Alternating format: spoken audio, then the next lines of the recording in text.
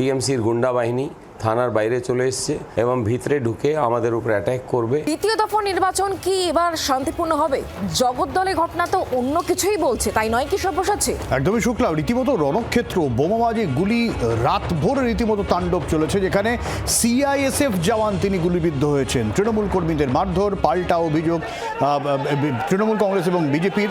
থানায় অভিযোগ তৃণমূল জানাতে যায়, সেখানে জগদ্দলের বিজেপি প্রার্থী রাজেশ কুমার পাল্টা অভিযোগ জানাতে যান। থানার সামনে দুপক্ষের সংঘর্ষ, ইট বৃষ্টি। নোয়াপাড়ার বিজেপি প্রার্থী থানার সামনেই অর্জুন সিং ধস্তাধস্তিতে জড়িয়ে পড়েন। ভাটপাড়ায় বিজেপি প্রার্থী পবন সিংয়ের অফিসের সামনে কিছুক্ষণ পর বোমাবাজি শুরু হয়ে যায়, গুলি চলে।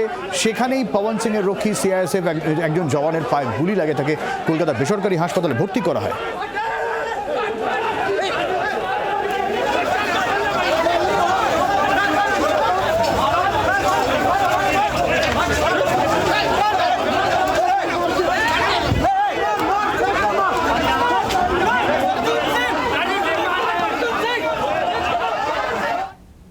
চিফ মিনিস্টার নিজের বক্তব্যে আমার বিরুদ্ধে মানুষকে উস্কিয়েছেন, তো এইসব জিনিসটা নিয়ে আমি থানায় অভিযোগ জানাতে যাব, এটা আইসিকে আগে থেকে বলে রেখেছিলাম। আমার কমপ্লেন্ট যেই আমি ওখানে দিতে গেলাম, তখনই দেখছি বাইরে 50 থেকে 100 টিএমসির গুন্ডা বাহিনী থানার বাইরে চলে এসছে এবং ভিতরে ঢুকে আমাদের উপর অ্যাটাক করবে, এই ধরনের অবস্থা।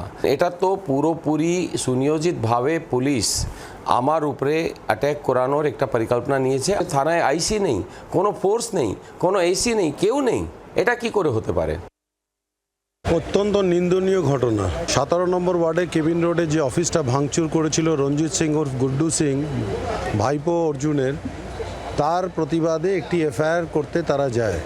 সেই সময় যখন তারা গেটের সামনে দাঁড়িয়েছিল, প্রাক্তন সাংসদ অর্জুন সিং এসে তার সিআইএসএফ নিয়ে আচমকা হামলা করে দেয় আমাদের সবার উপর। পুলিশ উল্টো তাদের এফআইআরের ভিত্তিতে বিভিন্ন আমাদের কাউন্সিলারসদের অ্যারেস্ট করছে এবং তাদের বাড়িতে আক্রমণ চালাচ্ছে। ওয়ারেস আমরাও এফআইআর করেছি। যারা কালকে আমাদের কর্মী সমর্থকদের উপরে হামলা করেছে তাদের অবিলম্বে এক্ষুনি গ্রেফতার করতে হবে, না হলে আমরা বৃহত্তম আন্দোলনে যাব। দেবজ্যোতি ঘোষ ছিল অন স্পটে, ও এখানকার মাস্টারমাইন্ড, ওর ইনস্ট্রাকশন পার্থভৌমিক থেকে এই সোমনাথ শ্যাম, এ মিলেজুলে এরা সব একটা প্ল্যানিং করে।